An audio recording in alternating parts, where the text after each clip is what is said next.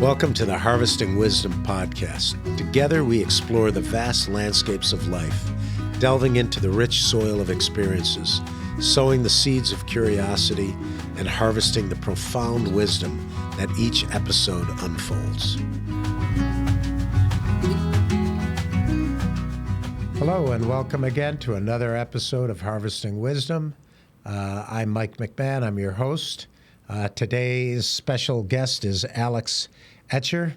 Our mission on this podcast is to tell the story of individuals and organizations that embrace sustainability, environmentally regenerative agriculture, land management as the cornerstone of a thriving planet, ensuing prosperity and health for generations to come.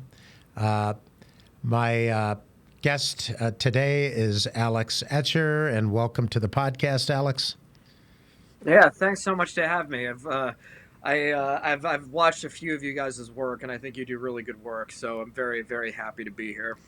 Thank you so much. I'm going to give a little bio here, and correct me if I'm sure I'm missing a lot because I'm not going to go through everything in your life here, but you're currently the founder and at least one of the owners in Hemp Hollow Processing, LLC. Mm-hmm. I think you're based in Vermont, if I got that right. Yep. You're a regional leader for U.S. Hemp Building Association, and you've been a team member of the ASTM. I'll have you explain what that is to the listeners, and the ICC team creating testing standards for hempcrete. And then you're also a national speaker talking about bioregional economics when it comes to hemp, which is, and we'll go into all of this for our listeners, but all of those are kind of critical things as we're building this amazing industry around a single commodity. And we all, we've drank from the Kool-Aid. We all believe that it's going to change the planet and everything else. So, so walk me through what you see the value of cannabis from seed to sale, and how sometimes the value is lost in that process. Right. So just to clarify, are you talking more about like bottlenecks that I see throughout the process, or where the medicinal aspects of cannabis sort of shine through the most?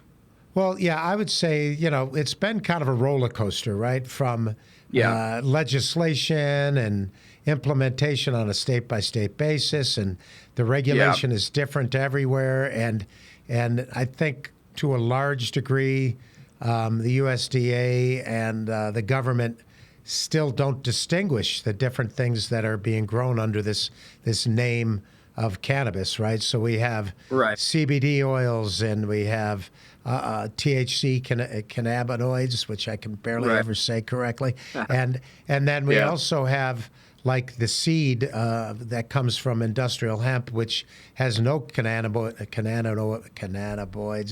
Cannabinoids, a terrible word. But it's basically one of the best foods that you can put in your body, right? It's considered a superfood.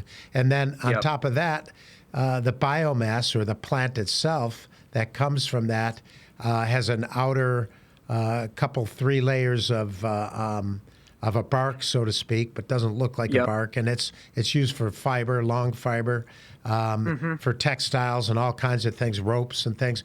And then the plant itself, the hurd, is used for industrial purposes like woods and like insulation, and it's used for building materials like hempcrete, which you're intimately involved with. So so that's my question is you've seen this whole journey. So you've seen the concept of, first of all, you got to get the right seeds, then you got to get it grown, then you got to harvest it, then you got to process it.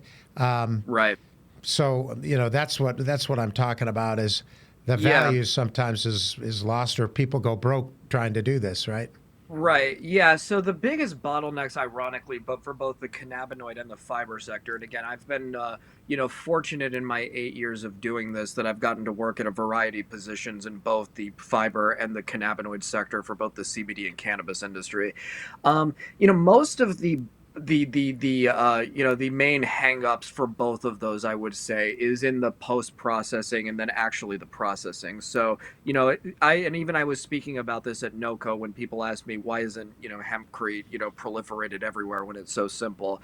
The main bottleneck there is you need the decortication infrastructure, which requires like regional hubs in even in the fiber growing regions. So that's the main thing on that.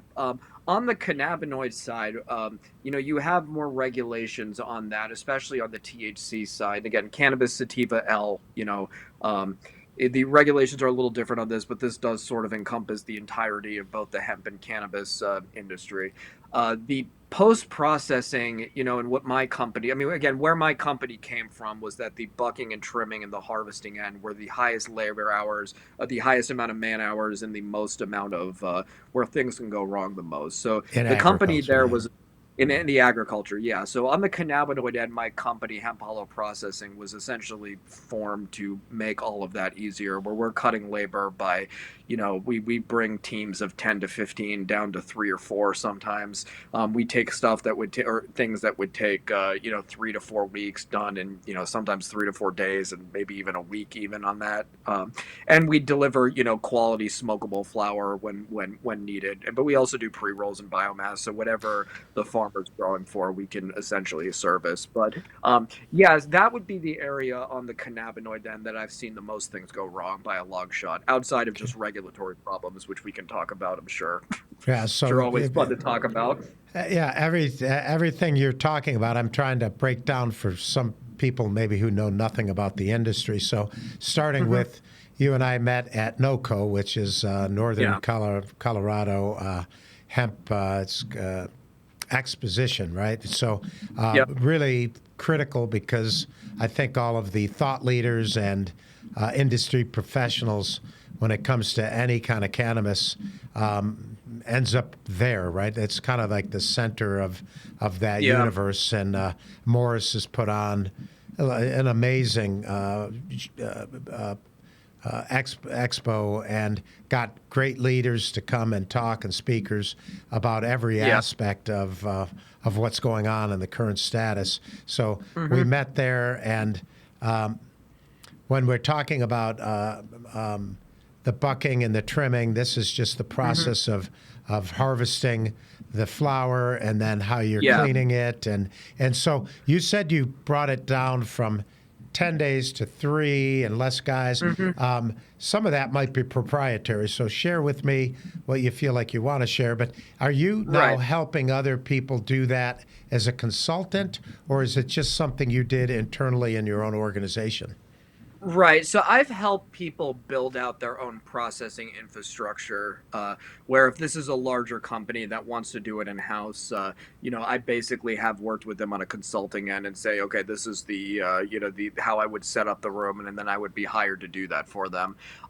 For those who are unfamiliar with the cannabis industry, what bucking essentially means is like destemming. So if you got like the flower that's on the cannabis plant, first it needs to come off the branch, and then it's got leaves on it. So the trimming is basically just taking the leaves off that don't have any resin or doesn't have any smokable material. So you don't want any sticks in it, which is where everything's on a branch, before it's comes out of the before it's jarred for consumption, and you don't want any of the big fan leaves on it. So the cannabis simple, the big fan leaf you think about with cannabis, ironically those leaves don't have any resin on it. So there is a stage where you need to take that off the plant. So that's sort of what the gist of what the company does on that. But yeah, I mean, the secret sauce in many ways to doing that is I've just got a variety of industrial size equipment and a trained crew. So when you're bringing really large, expensive machines and a lot of them, just like really with any other industry, you've got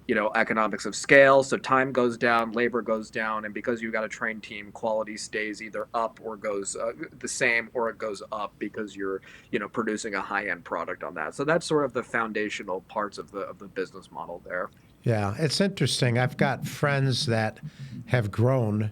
I have one friend in California who grows a lot, but Hmm. doesn't actually sell any of it. He's given it all away for medicinal purposes. He won the WAM award in Right. California, and I've asked him because I know he's a big time farmer. He's got patents. He's done all kinds of things. And Right. I'm like, what are you doing getting into this hemp business? And he told me that hemp has really helped change agriculture because it's a very specific crop. I mean, first of Yeah. all, years ago when it was not passed by any state or the federal government or anything, it was still being grown because there was such a demand for it, right? I mean, people Hmm. felt like it really helped them with a variety of ailments and some for Yeah. recreation. But the bottom line, those days, you had to hide the whole process. So you had all kinds of fancy filters, and you had to Yeah. make sure nobody could see in, and the whole thing, right? But on top of it,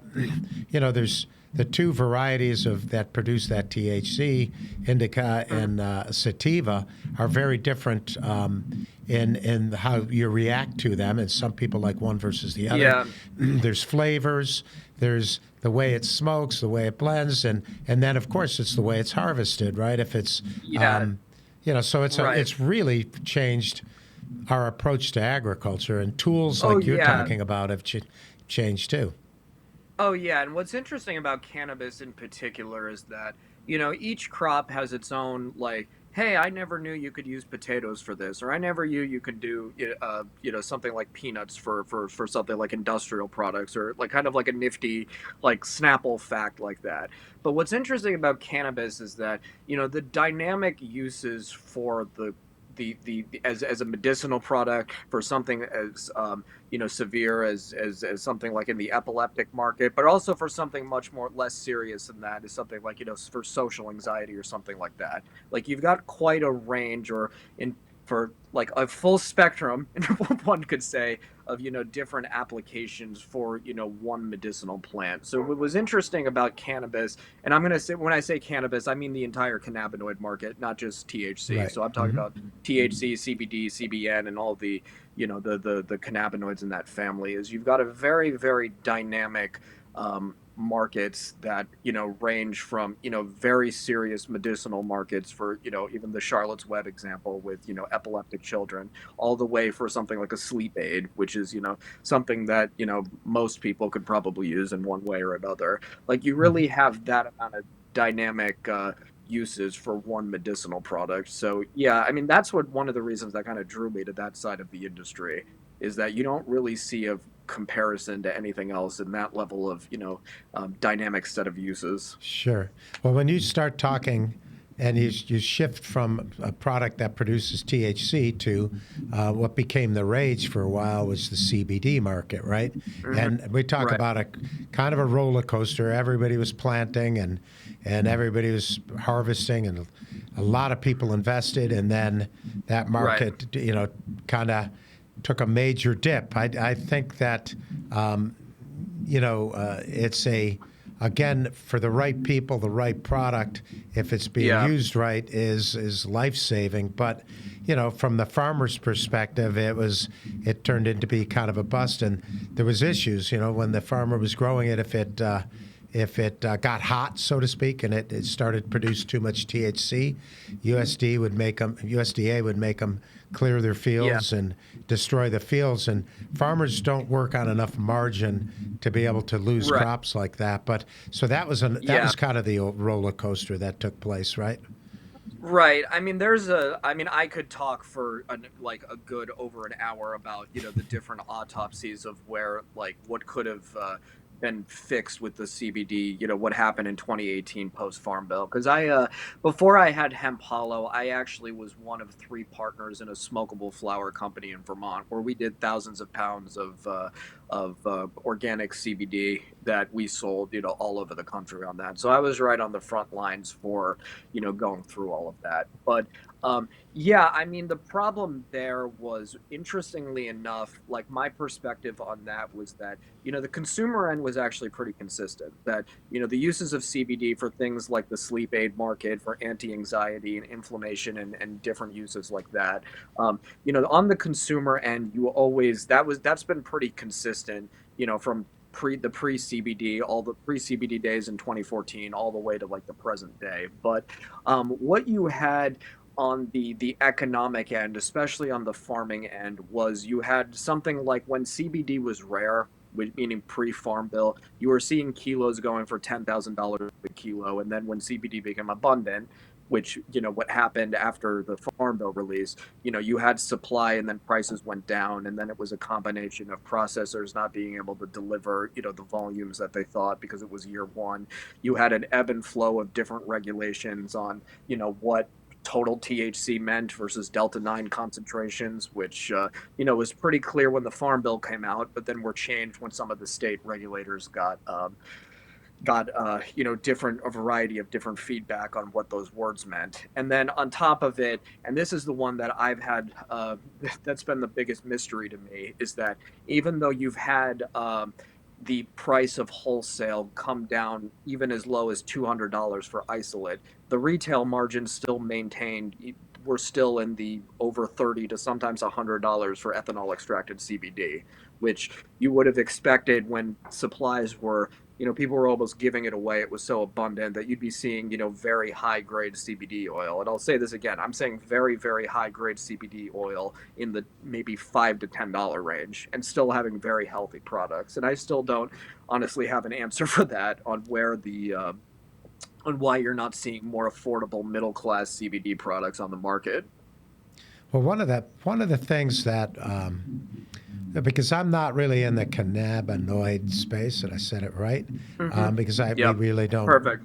dabble in that, and part of it is, that's not kind of not the direction we've gone.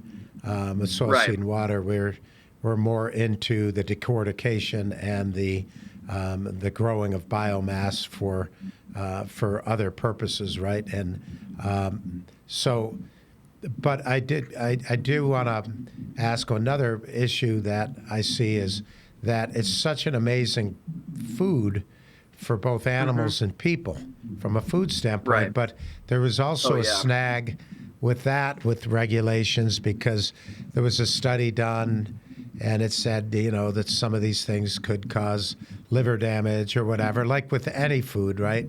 And it's Mm-hmm. funny because, they don't mention how caffeine or sugar can cause even more problems, but there was basically a suggestion, and then there's this entire federal regulation thing that is really hard to kind of understand for the average person. But you were involved Right. with ASTM standards and with the Yep. ICC. So walk us through that whole road that you've been on.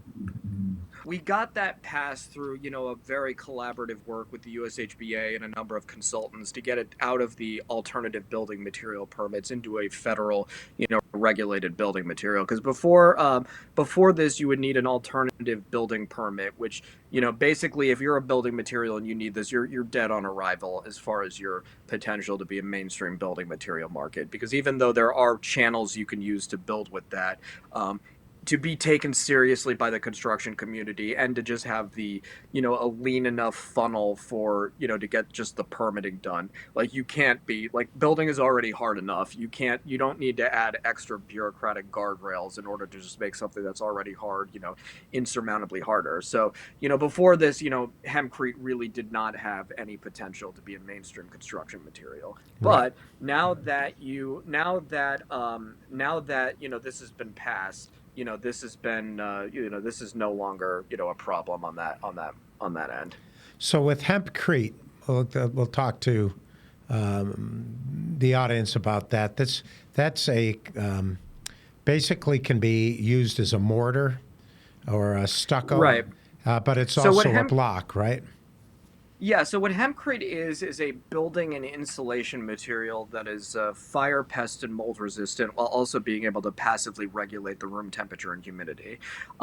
Despite the name sounding like concrete, like it's not supposed to be used as a structural material on that. Right. There are some companies working on this, and there are some different binders you could use that will increase the structural capacity, but what to me makes hempcrete really special in both the green material space as well as the greater construction material space is again the fact that it's vapor permeable and that you can basically it has its water absorption capacity to both absorb water, store it within the wall, and then release it over time without degrading the material. And again, this is very, very different than traditional airtight systems where trapped water within a wall would be catastrophic for both mold use and as well as degrading the entire wall. Yeah. Well, um, if most you were to people. make hemp Oops, go ahead. sorry. I interrupted you in the middle there, but Oh go yeah, ahead. so if you were to make hempcrete too structural, for instance, by say using a heavy Portland cement binder or something like that, you would lose a lot of the water handling and vapor permeability properties that really make hempcrete a standout in the construction space. So, Yes. yeah, so that's a little bit of a misconception that comes from the word hempcrete on that.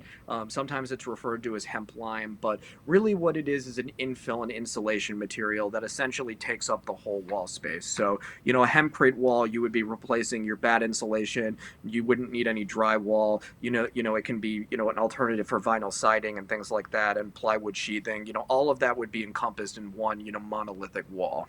Sure, and it could be done separately too, right? So I'm building a house right now, and I want to use, but it's mostly glass and steel, and I'm using traditional block because I need that as a structure, and I have a little bit of 2x6 framing, but I'm definitely going to insulate with hemp insulation, either in batting or a blow-in. Yeah. And I'm planning on using wood, the hemp wood, as a Hmm. as a tongue and groove on my ceilings. But the advantage, what's really amazing, and there's a lot of different vendors at NOCO that are really Hmm. involved in pioneering this thing, is what you just brought up. It's fireproof. A Yep. lot of it can be fireproof, which No, if we all of it is on that. think about that, in Go ahead. all Sorry. these regions of the country, we're seeing raging fires, right, in forests and stuff. And now you've got a product that really can save the house, right? And then Right. the huge one was that vapor permeable. What Hmm. people don't, if they're not understanding, that makes the whole house hyperallergenic. And so if, like for instance, I don't know about you, but I get allergies, right? And Yep. I read a study that talked about there's more pollution inside our house than there Yep. is outside, right? So we want some of those vapors to get out. We have Hmm. weird glues and that are in our furniture and a variety of chemicals throughout the house, plus CO2 we breathe and everything. So it Right. really is an amazing product. And now you're saying it's passed by the government. So where are you on that? Are you in a consulting standpoint, or are you actually frontline involved with companies that are processing it and making it and using it? So on the fiber end, I've been very much a generalist throughout my career. So I've taken a number of different hats on that. This has included being on the construction crew, doing the mixing and the installation. I've worked with even my dad's design company, Escher Design. We've got about 5 or 6 different hempcrete projects in development, and we're also working on doing some prefab paneling projects on that, which were this is a very collaborative type of business model. So, we're looking for, different partners on that, especially on the processing end, just because if you don't have material, you don't have a manufactured product. Right, So, right. And that's on part of that the end, but hurdles in the industry in general. And right. and So, and it'll be overcome. Yeah, it'll be overcome on that. And then the third thing is on the certifications end for both ASTM, where I was part of the team that was drafting a testing protocol for raw material standards. So this would be a tool that would be used by companies and builders to determine what A, B, and C grade, hemp hurd looks like and what those terms even mean and how to define them. Sure. So yeah, so my role on that has been pretty diverse. More whereas on the cannabinoid end, I've also had a lot of hats on that, but um, this has been more on the business development and the certification and even on being on site and doing the mixing and also doing I do a lot of hempcrete classes and a lot of outreach with universities to help direct research projects and also to educate academia on what basically the private sector can't deliver on that because Yeah. bringing a new building material to market, this very rarely happens. So I can't understate enough that this isn't like a tech company where you put an app together in your basement and then 6 months later you're on the app store and you're not smoking a cigarette or smoking a cigar or whatever. Right, right. So this is a bringing both a new commodity crop to market, something like wheat or corn or soy, and then also at the same time bringing a new building material for mass application. So Yeah. I can't understate how large of a project this is. And even though it has been quite a few years that I've been working on this, that the pacing for this is relatively high. Granted, again, how the scale of Sure. what the folks in the industry are trying to accomplish. Yeah. So if we, for those who don't know anything about this, the farm bill that was, I think, started in 2010 and then 2014 and then 2018. These farm bills basically allowed us to start growing this product again, but it was grown for hundreds of years, thousands of years, and Yeah. used. But we lost the connection, especially in 1971, I think, when Ronald Reagan and his wife had the war on drugs. They destroyed all the germplasm at the university Hmm. level, but they threw all these crops together into one plant, which they're not, right? Yeah. And so we lost Yeah. the ability to progress in that industry and to process it and to grow it and everything. So it's starting Right. from scratch. But you're one of the people who've drank from the Kool-Aid, as I have, and I think once you do it, once you see it and see all the amazing things, there's no going back. It's kind of like Right. me getting into the nonprofit space, working with people who need help, and realizing you can impact lives. Once you, Right. if you're ignorant, you can stay ignorant. But once you know Yeah. that there's people in need, or that our environment can be improved, and that this Yeah. becomes an incredible product for industry, then Right. there is no going back, right? Right. What I would comment on that too is, without going into a giant history lesson there, for really simple terms on that, the hemp plant and the cannabis plant, uh, the way that I would look at it without going into the entire history of where the genetics came from where the indica and sativas, that they basically had a common ancestor like apes and humans did, but for the most part the industrial hemp plant is much closer to like a bamboo plant than a cannabis plant on that end, despite again Right. there being like a common ancestor when you're looking at it from an economic sense. But yeah, I mean, from the regulatory space, hemp and cannabis have been legal in human history much longer than they've been illegal. So this is a pretty recent development in the past 100 years. And the way that I sort of think about it is, in the when this was going much more through the regulatory space on the whether hemp and cannabis were sort of dangerous for consumption or whether they deserve to be Schedule One, is that there was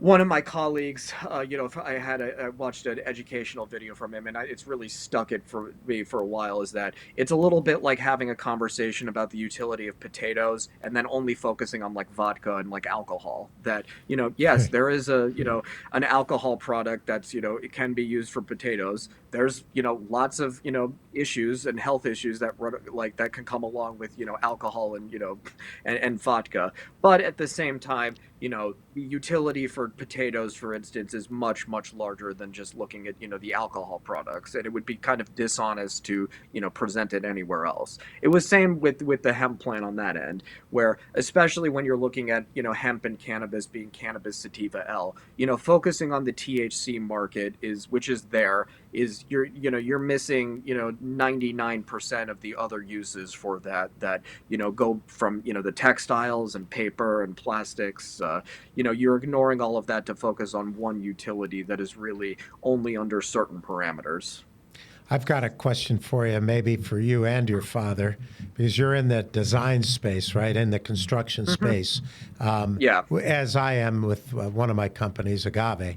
So I definitely can use these new hemp products in construction, and I think we'll see lots and lots more of them. But I don't know if you're a reader, but there is a historical fiction book. Can't remember the author. I'll have to plug it in after the podcast, but it was called Devil in the White City. Have you ever read that? Actually, no, I haven't. I think the name sounds a bit familiar, but no, I'm not familiar with the. I think I you and your dad directly.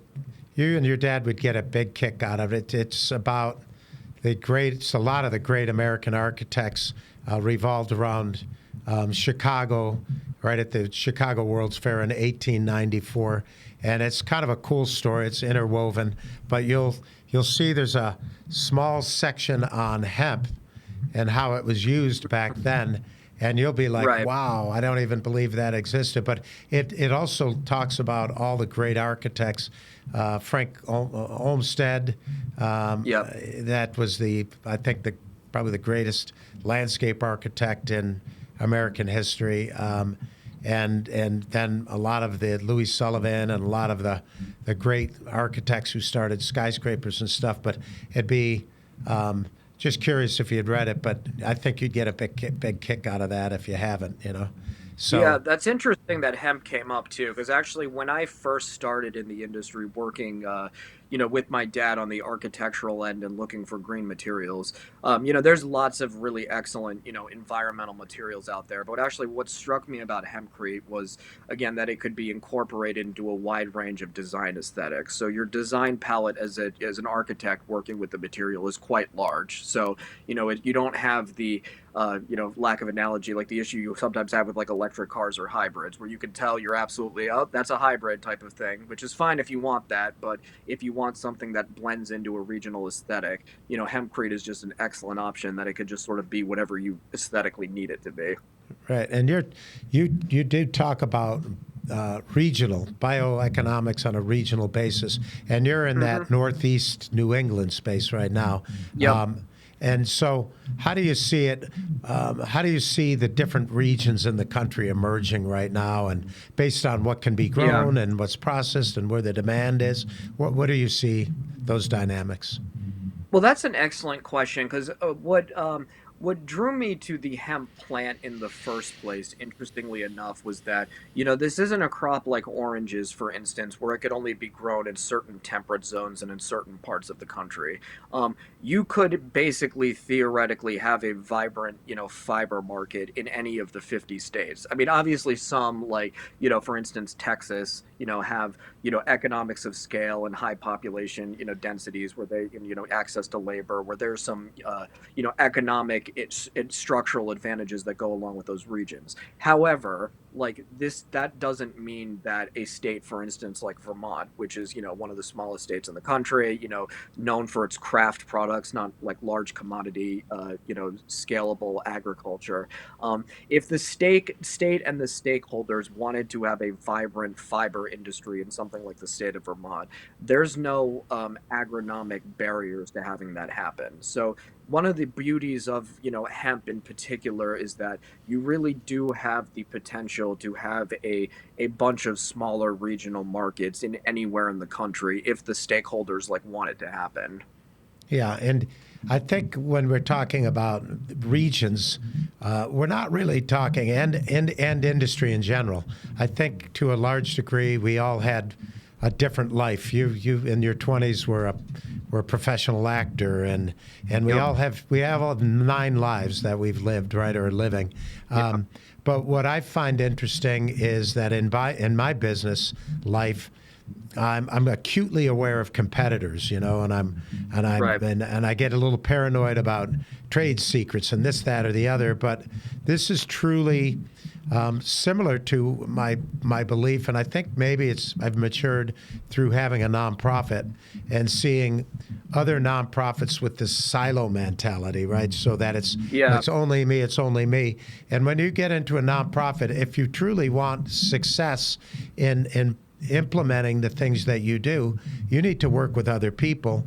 And I Absolutely. see right now pretty incredible. It's not completely, everybody still has to do their own thing, but at NOCO, for instance, at the expo, how open everyone is and how open source this is and how Morris is Right. promoting an entire industry because truthfully, for us, any individual to be successful, we have to be successful bringing this industry to emerge this industry and to get the Right. standards like you're working on to be adapted at a governmental level, but also for users of all these products to understand all these benefits. And it's a big process that we're going through. But what was really encouraging is I think 3 of the bigger players that went up and talked was IND Hemp and Hmm. Hempatexture Yep. and also I think it was Panda Hemp. And so you're looking at these groups that have gotten, tens of millions in financing that have been around a Hmm. while, and they're pioneers, and they're making a go of it, and they're turning a profit. I think all of them, but Hmm. they're up at the show talking about how important it is for the whole country to adapt these new products and these new standards. That because to a degree, we're still dealing with a very end products can be shipped all over, but raw materials Yeah. are very, very regional, and decortication, it's too bulky. So how do you feel like when you went to the NOCO, and you've probably been to several of them, you've been doing Right. this for 8 years, what's your feeling when it comes to collaboration when you see this going on? Right. Well, you've got the culture of the industry, and then you've just got the realities of where the industry are. So the realities of where the industry are, I think, is honestly driving this more than sort of the open culture, where this is an emergent phase of the market. Where if you're looking, MBA 101 of the chart of where a market is, like this is very much in the emergent phase. And Right. when you're in an emergent market, competition and things like going at it with to try to consolidate markets and things like that. You're basically you can't really consolidate like a market in its infancy because it's still growing, and the structure and geometry of that market, for lack of better words, hasn't emerged yet. So you're consolidating something that you don't even really know what you're consolidating. So one of the ways I can kind of when I'm on the consulting end and looking at which businesses I think are going to have staying power versus when they're not. The guys who are a little too competitive, a little too early, and a little too defensive. Usually that's an indication, not always, but in a lot of cases, that there's a lot of smokes and mirrors there instead of Yeah. some, magic, And special insecurities, right? insecurities, and very, very rarely, and I can't really even think of a single instance in the hemp market that that type of guardedness is because there was some special sauce or some special powder that only they knew and no one else did. When the market matures and there's been decades of research and trial and error and things like that, that's a little bit different, but it's not. This is an emerging market, and you're in the to quote like blue ocean strategy, that Ah, I book, love you're that very book. much in. Yeah, that's a Yeah, great yeah, book. this is as blue of an ocean as you can get. It won't be Right. forever, but it's No. still, and I would even say that with the CBD and the cannabis market too. The cannabis market in certain states is certainly a little bit more red ocean, but the industry overall, I would say, is still pretty blue. It's Yeah. sometimes even in the East Coast very blue on that. Right. On top of it too, the the magnitude of bringing a new commodity to market, and in some cases new building materials or textiles and things like that. I mean, this is not something that one genius in his basement can do by himself, and anyone who kind of pretends that that's the case is usually you've just found, the first of a series of smokes and mirrors that that person is Right. presenting. So, Right. I think the collaboration is both a cultural thing because a lot of it has been activist driven, and then secondary is just a reality of where the market is. I agree. So, Alex, how do people get a hold of you, and what is it? How do you want to engage? I guess yourself locally, or Right. regionally, or nationally. How do you see yourself fitting in? It's There's so many different paths and directions you can go in at this stage until Right. that market closes up a little. So, where do you see Right. yourself here? So meaning what my long-term goals would be? Yeah, I guess goals or dreams or Right. Well, I aspirations, right? well, I've been very fortunate that I've gotten my start on the fiber end, but also successfully built, a cannabis and CB and cannabinoid company as well that, has the potential to not only grow and work in different states, which I'm already in multiple states, but I've had the opportunity to, basically use the revenue from that to invest up and down the value chain. So, my goal there is to have, a very successful cannabinoid company that has is basically just providing very value add services to small farmers all the way to major MSOs in multiple states. And I think we've already done that. When I'm in client meetings on, especially with small mom and pop farmers, which those are my favorite clients, the Hmm. reason they're hiring me is not to save 30% on efficiency or something like that. This is usually the lifeline that they need in order to bring their crop to market and basically pay their bills at the end of the You day. got to So I'm shorten that very, learning curve, right? yeah, so I'm very, very passionate on building business models that are value add to the small farm end that can also be utilized by big companies on that. Because again, it's this is the hardest stage of the value chain that I'm tackling, and I think our operations have proven over the past 4 years I've been in business that we're delivering time and time again for farms at any size. So that has the train is definitely mowing on that, but I absolutely, have always been on the fiber end, and I absolutely want to have a presence in the hempcrete end on both the certifications end, but to also have, be offering services for, small and affordable homes all the way to down the road when commercial buildings are approved to be, helping build, schools and hospitals or, some of the most ambitious projects that you can find. And even on that end, one of the projects we're working on the architecture end is, a 10,000 square foot event barn. So, Wow.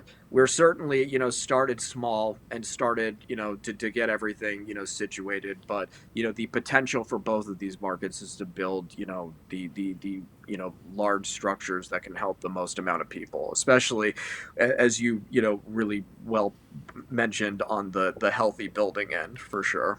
Yeah. So you have to be very nimble to navigate in this industry, but you're Yeah. kind of a testament to somebody who's been in it and survived for, about a decade in an industry that's only about a decade old, and Oh yeah. been successful at it, and but given back as well, being a team member at ASTM and being involved with ICC and the things you do, and literally you have to have your boots on the ground too to understand this whole process as you're pushing it forward. So, Oh with yeah. to wrap up here, I'd like to thank my guest Alex Escher and his company Hemp Hollow Processing out of Vermont, and Mhm. we'll have all your information here on the website, and I'm sure we'll be in touch because we're working in the same projects to a degree across the country, and I'm sure we'll be seeing you again, and so will the listeners of this podcast. So thank you for being here today. I appreciate you being here, and I thank you for taking the time, and I'm sure we'll be in touch because in this industry everyone bumps into each other. Yeah, absolutely. It's been great meeting you guys in Nilco and then following up on these were some great questions, and I think this provided a lot of value for people just starting out, but also people in the industry. All right. Well, thank you again. Take care, Alex, and we'll be in touch with you soon, I'm sure. Yeah, take care. Thank you for joining the Harvesting Wisdom podcast. Click subscribe and like for ongoing insightful conversations. Explore our webpage for show notes and additional resources. Visit our guests' webpage for deeper insights. Your engagement is the foundation of our journey, and until next time, keep pursuing wisdom.